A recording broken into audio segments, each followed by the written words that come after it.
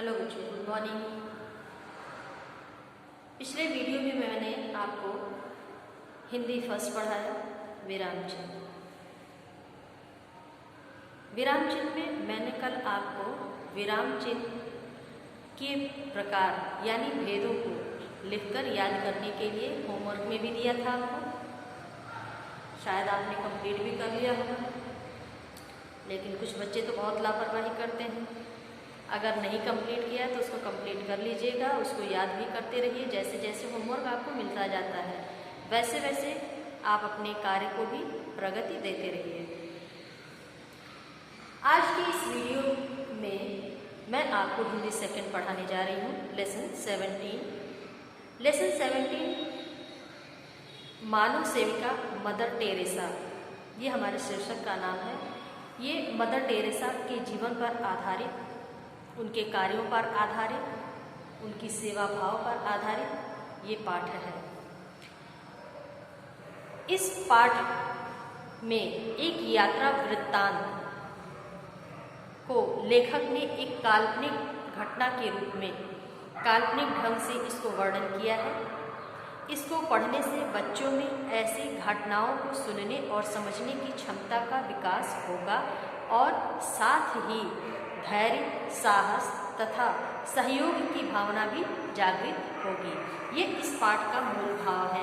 इस पाठ को लेखक ने लिखने से पहले अपने भावों को उसी के अनुरूप व्यक्त करने की कोशिश की है।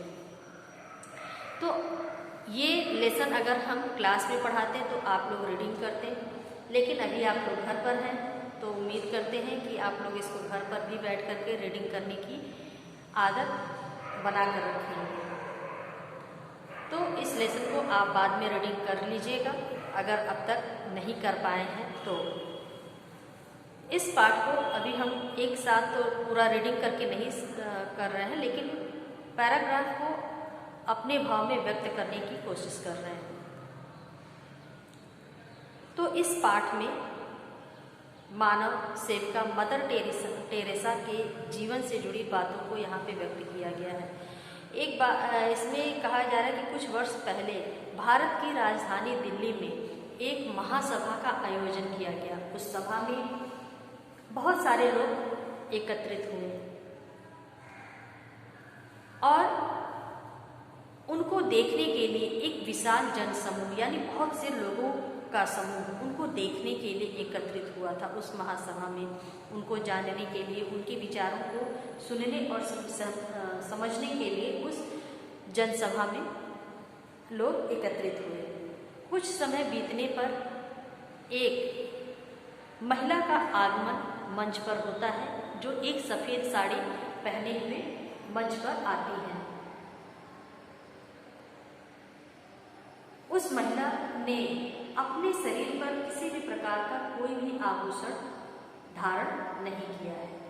वो सिर्फ एक सिंपल सी एक सफ़ेद साड़ी में आती है, लेकिन उनके व्यक्तित्व को देख करके, उनके चेहरे को देख करके, उन पर जो एक विशेष प्रकार का तेज, एक विशेष प्रकार की आभा उनके चेहरे पे जो झलक रही है, वो देख करके सभी मन ही मन बहुत ही खुश भी होते हैं और उनको देखते ही लोगों का वह जनसमूह, लोगों का समूह तालियों से उनका स्वागत करता है।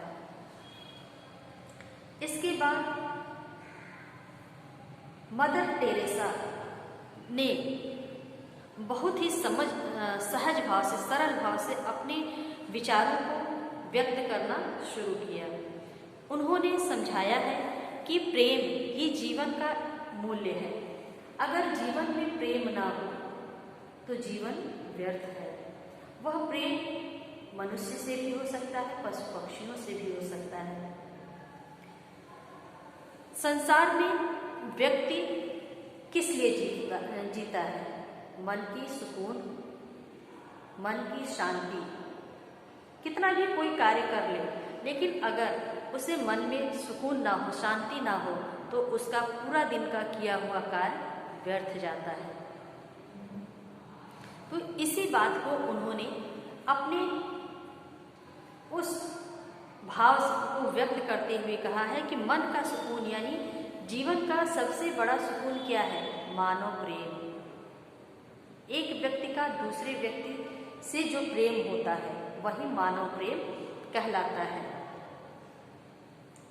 और उनके इन विचारों को लोगों ने जब सुना तो उनका हृदय उनके भावों से द्रवित हो उठा।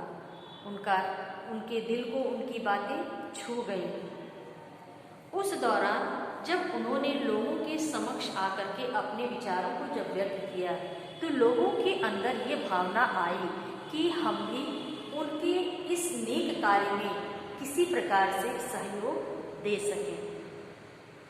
तभी एक विद्यार्थी मंच की ओर आगे बढ़ा, मदर टेरेसा के पास आया और उसने अपनी घड़ी उतार करके दिया और कहा कि आप इसको बेच करके जो धन हो उससे आप जो नेक कार्य कर रही हैं मानव समाज में, मानव सेवा का, उसके लिए उसमें आप समर्पित कर दें, इस्तेमाल कर लें उस धन को।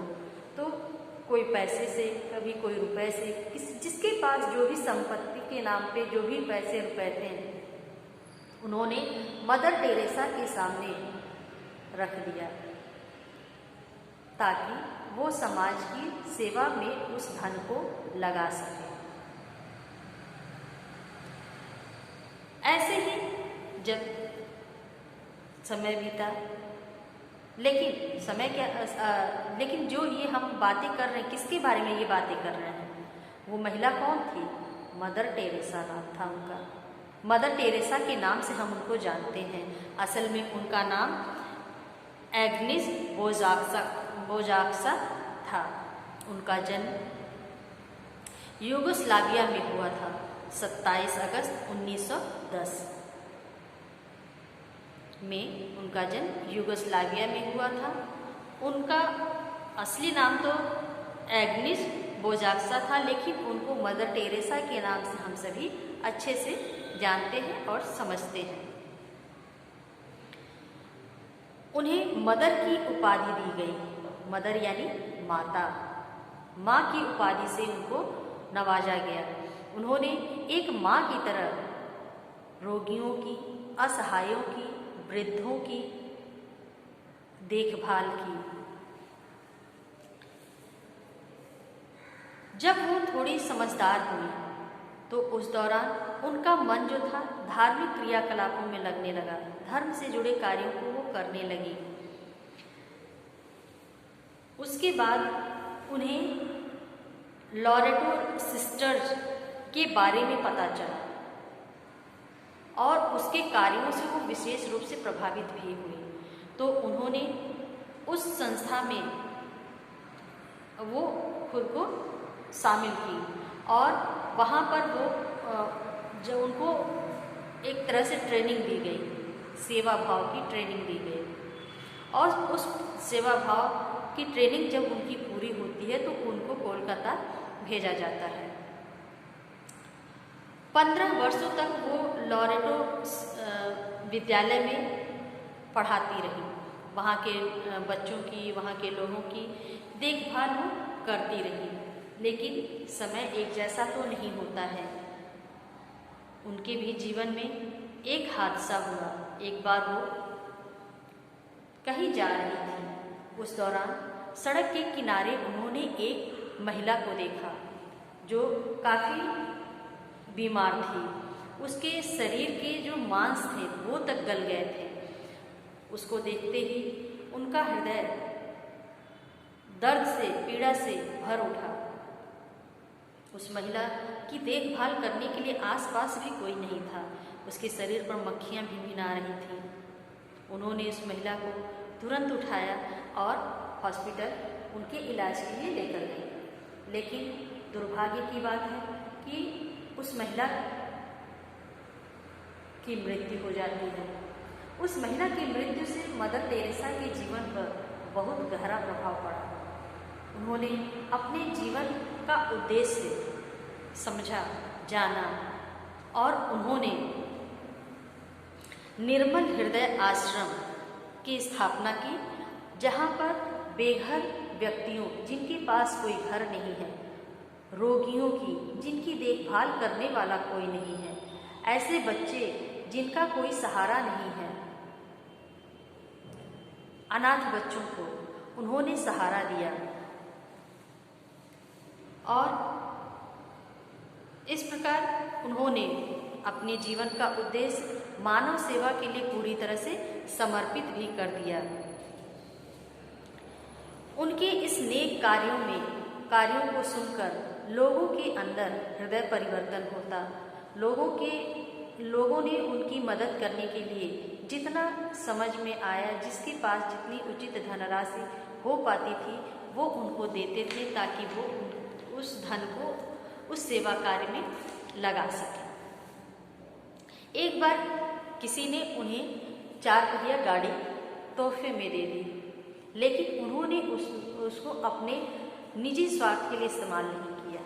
उन्होंने उस गाड़ी को चलता फिरता एक हॉस्पिटल के रूप में परिवर्तित कर दिया, ताकि उससे राह चलते लोगों की देखभाल, उनकी सेवा की जा सके। उनके इन सभी कार्यों से उन्हें कई प्रकार के पुरस्कारों से नवाजा गया है।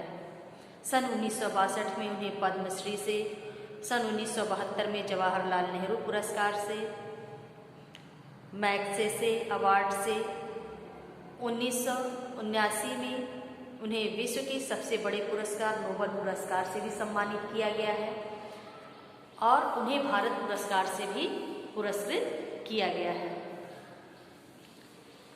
जीवन भर उन्होंने, जब तक वो जीती रही, तब तक वो समाज के लिए सेवा करती रही।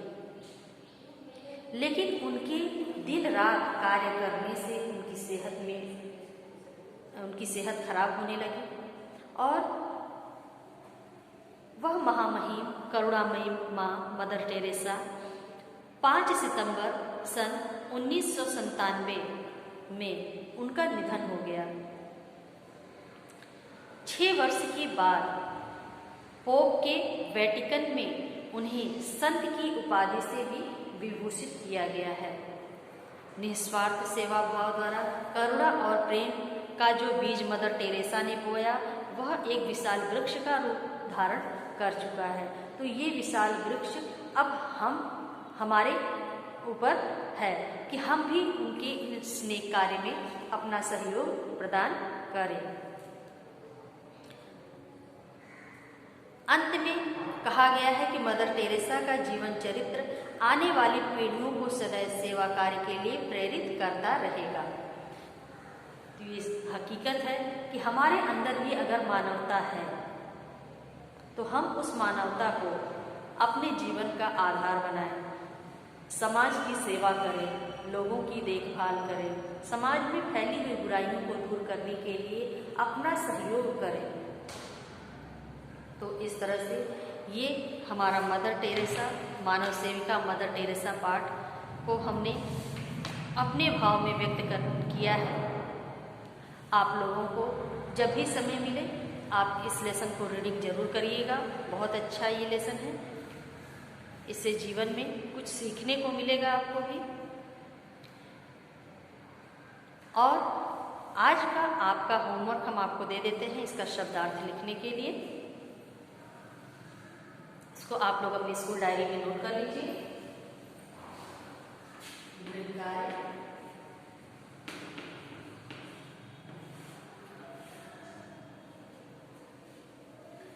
शब्दार्थ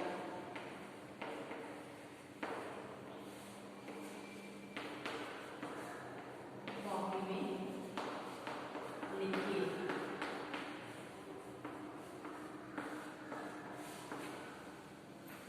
इस लेसन का जो भी शब्दार्थ दिया गया है उसको आप लोग अपनी क्लास वर्क की कॉपी में लिखकर तैयार कर रखिएगा। अगली वीडियो में हम इसके क्वेश्चन आंसर भी समझाएंगे और बाकी के भी जो एक्सरसाइज हैं उसको भी कंप्लीट कराएंगे। तो आज की क्लास को हम यहीं पे समाप्त करते हैं।